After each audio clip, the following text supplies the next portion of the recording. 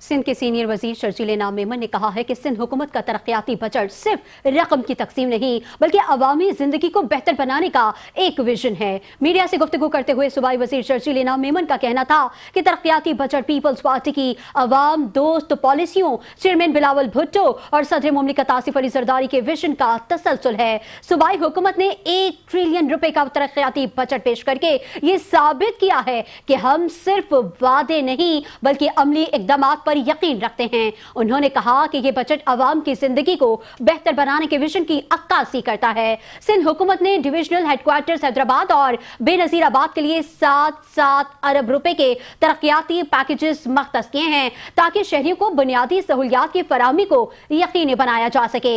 Senior वजीर ने Korangi causeway की तामीर और शाहराह भुट्टो की तोसी को अपनी तरजीहात में शामिल करार देते हुए कहा कि ट्रैफिक के दबाव में कमी और शहरी आमदोरफ्त की सहूलत के लिए ये मंसूबे अहमियत के हामिल हैं। शर्जील इनाम मेमन का मजीद कहना था कि कराची में समंदरी पानी को मीठा बनाने वाले 5 MGD प्लांट्स के मंसूबे जल्द मुकम्मल किए जाएंगे जिनसे शहर के पानी के बहरान पर काबू पाने में मदद मिलेगी।